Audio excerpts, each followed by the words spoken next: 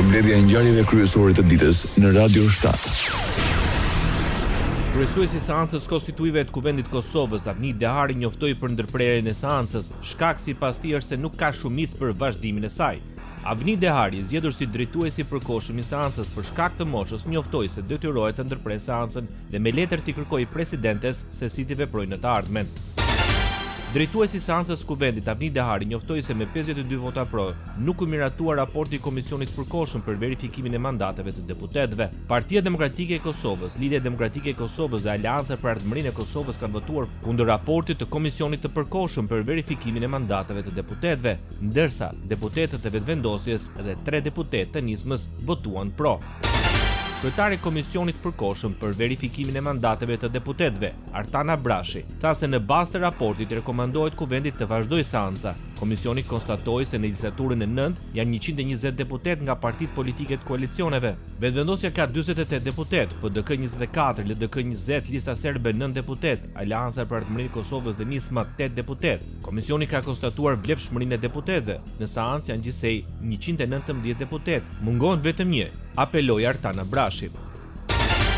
Opozita argumentoi votën kundër raportit Komisionit përkohshëm për verifikimin e mandateve të deputetëve. Deputeti i LDK-s, Armen Zemaj, tha se raporti nuk përmbante dhënat e sakta të Komisionit Qendror të Zgjedhjeve dhe se dokumentacioni i nevojshëm nuk është përndar në kohë. Kemi kërkuar më shumë transparencë dhe dokumentacion shtesë për fshirë një letër të dorëzuar nga kryeministri në dorëheqje. Kjo letër do të duhet të ishte bërë publike qytetarëve, KQZ-s dhe presidencës ditën e shpalljes së rezultateve përpara certifikimit të zgjedhjeve. Ne nuk besojmë se kryeministri, i cili tashmë ka dhënë dorëheqje, nuk do të shkelësërish kushtetutën, deklaroi deputeti i LDK-s Armen Zemaj.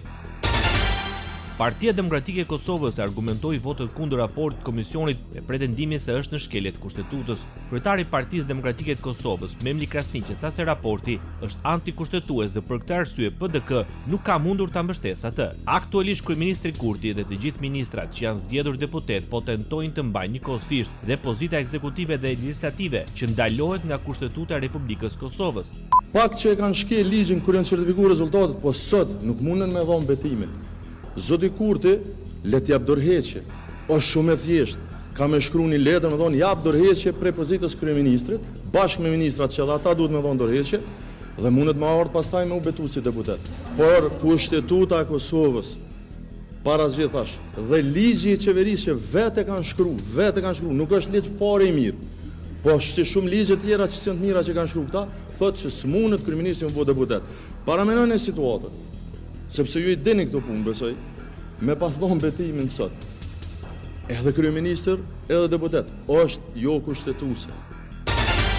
Kryetari i Aleancës për Ardhmërinë e Kosovës, Ramush Haradinaj, tha se konstituimi i Kuvendit u bllokua nga vetë kryeministri në detyrë Albin Kurti, duke thënë se ligji nuk lejon mbajtjen e postit të kryeministrit apo të ministrit dhe të betohesh si deputet. Ai theksoi se nuk mund të ulesh në dy karrige njëkohësisht dhe nuk mund të shkelim kushtetutën dhe të veprojmë ndryshe, prandaj nuk e votuam raportin. Albin Kurti me ministrat e tij, nëse duan ta konstituojnë Kuvendin, le të tërhiqen nga postet ministrore ose nga mandati i deputetit e të mos i fajsojnë të tjerët për gabimet e veta, shkruan kreu Aleancës për Ardhmërinë e Kosovës, Ramush Haradinaj. Sulmi institucional ndaj Republikës Kosovës dhe procesi demokratik argumentoi kryeministrin i dorëheqje Albin Kurti votën kundër raportit të Komisionit për verifikimin e mandateve të deputetëve të opozitës PDK, LDK, Lista Serbe dhe Aleanca për Ardhmërinë e Kosovës. Në një votim krejt formal e teknik që bazohet në dokumentacionin e KQZ-s, ata u rebeluan kundër betimit të deputetëve dhe konstituimit të listaturës së 9. Kjo është një situatë e paparë në shtetin tonë e shumë i gjerë. Në qeveri si mbare mirë, këta laname bëjnë lajm të keq për shtetin tonë, se janë kundër qeverisë e Republikës, dihet, por se janë dhe kundër vetvetes, këtë e mësuam sot, shkroi Albin Kurti në rrjetet sociale. Gjatë seancës konstituive të Kuvendit të Kosovës, Albin Kurti dha dorëheqjen nga posti i kryeministrit. Përmes një letre drejtuar sekretariatit të Kuvendit, shefi i qeverisë në Prishtinë deklaroi se nga 23 marsi, kur përfundoi mandati plot 4 vjeçar i qeverisë sonë, qeveria është në detyrë dorëheqje. Në përputhje me kushtetutën dhe ligjet në fuqi me deklaratën që kam dhënë dhe është pranuar në KQZ në datë 27 mars 2025, si me qëndrimin tim politik të po asaj dite, efektivisht jam i dorëhequr bashkë me kabinetin qeveritar, thuhet në njoftimin zyrtar të kryeministrit të Kosovës. Ndër të tjera, në të shkruhet se shkak për dorëheqjen është betimi si deputeti i Kuvendit të Republikës Kosovës të legjislaturës së 9. Radio 7, zëri pozitiv i qytetit. Presidenti i Republikës së Shqipërisë Bajram Begaj dhe ministri i jashtëm Migli Hasani përshëndetën hapjen e grup kapitullit të dytë të negociatave për anëtarësim në Bashkimin Evropian. Të vazhdojmë përpara me shumë përkushtim, bashkëpunim, përgjegjësi dhe me shumë punë për të ecur të palëkundur drejt anëtarësimit, shkruan presidenti i Republikës në rrjetin e tij social. Hapja e grup kapitullit të dytë me 9 kapituj tregoi përbashkëm është sinjal i qartë se sa shpejt dhe me sa seriozitet Shqipëria po përkushtohet në rrugën drejt Bashkimit Evropian. 3 grup kapituj, të hapur dhe duke ecur me ritëm të shpejtë. E dim që është kohë e çmuar dhe nuk po humbim asnjë sekondë në rrugën drejt anëtarësimit në BE. Nuk jemi thjesht në rrugën e dur, po shpejtojmë, shkruan ministri i jashtëm i Shqipërisë Migli Hasani. Kryetaria e Kuvendit të Shqipërisë Elisa Spiropali përmes një mesazhi në rrjetet sociale shprehet se ky është një frymëzues për Shqipërinë 2030 në BE. Çelja e negociatave për grup kapitullin tregoi përbashkët është një tjetër hap frymëzues për Shqipërinë 2030. Përgëzoi pjesëtarët e ekipit negociator, institucionet dhe gjithë kontribuesit në këtë sukses të ri. Ylli i Shqipërisë po bashkohet me yjet e Europës edhe prej përkushtimit të tyre. Do të vijojnë të kenë mbështetjen e pakursyer të kuvendit, që jo thjesht të shpejtojmë, por të vrapojmë drejt bashkimit me familjen tonë europiane, u shpreh kryetaria e Kuvendit të Shqipërisë Elisa Spiropali. Shqipëria hapi këtë të hënë grup kapitullin tregu i brendshëm, i treti në total që nga hapja e negociatave të anëtarësimit në Bashkimin Evropian. Në konferencën e 4 qeveritare të zhvilluar në Bruksel, ishte i pranishëm vetë kryeministri Edi Rama, i cili në fund të takimit pati një konferencë të përbashkët për mediat me komisionerin për zgjerimin Marta Kos dhe ministrin e punëve të jashtme të Polonisë Radoslaw Sikorski. Kryeministri Rama tha se Shqipëria do të vazhdojë të angazhohet me përkushtim për përmbylljen e negociatave me Bashkimin Evropian deri në vitin 2027, duke punuar për mbylljen e kapitujve me një ritëm pune shumë të lartë. Po presim me padurim që të sigurohemi së bashku që brenda 2027-s të gjithë grup kapitujt jo vetëm të jenë çelur, por edhe të jenë mbyllur. Është vërtet super ambicioze, por jemi këtu sot për të rikonfirmuar vullnetin ton të fortë, vendosmërinë tonë dhe pasionin tonë të plot për të arritur këtë objektiv. Jam i sigurt që të dy miqtemi të dashur në të majtën time dhe shumë prej jush këtu e kanë dëgjuar këtë më parë, por ja vlen ta përsëris. Për Shqipërinë, anëtarësimi në BE është shumë më tepër se sa një ambicie politike apo ekonomike.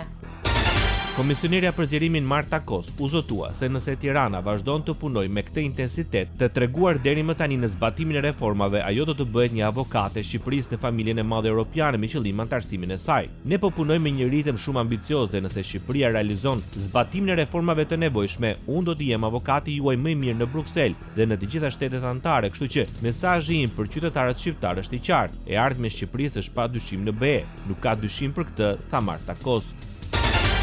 Ministri i punëve të jashtme i Polonisë, Radoslaw Sikorski, në konferencën e përbashkët për shtyp me kryeministrin Edi Rama, tha se grup kapitulli i hapur është jetik për integrimin ekonomik të Shqipërisë në Bashkimin Evropian dhe përgëzoi vendin për përkushtimin e saj në rrugën drejt familjes europiane. Kapitujt që hapëm sot janë jetik për integrimin ekonomik të Shqipërisë. Reformat e nevojshme do të çojnë në përputhshmëri ekonomike me Bashkimin Evropian. Ne do të rrisim mundësi tregtare dhe po kështu do të bëjnë Shqipërinë më të rejse për investime.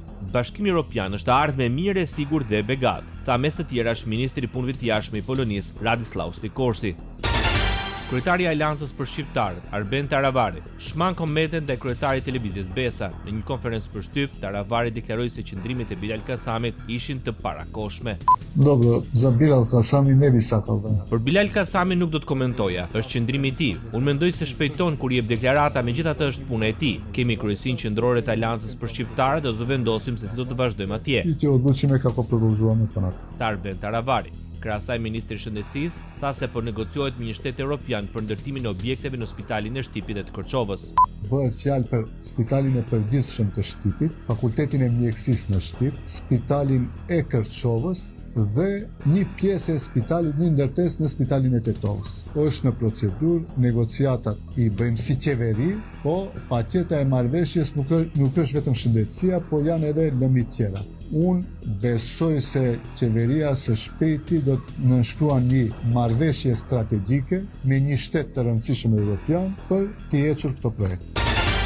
Hetimi për Koçanin nuk ka përfunduar dhe me të mund të përfshihen dhe në punës policor. Këtë e paralajmëroi ministri i Punëve të Brendshme Paçe Toshkovski, i cili tha se 7 punonjës policie janë parashtruar për kallëzime penale, por nuk saktësoi se për kë bëhet fjalë. Hetimi nuk ka përfunduar për secilin që do të gjendet provë se është i përfshirë në ndonjë mënyrë me ngjarjen penale juridike nga aspekti i plotësimit të elementëve të veprës penale konkrete do të procedohet, tha Toshkovski, ministri i Punëve të Brendshme i Maqedonisë së Veriut.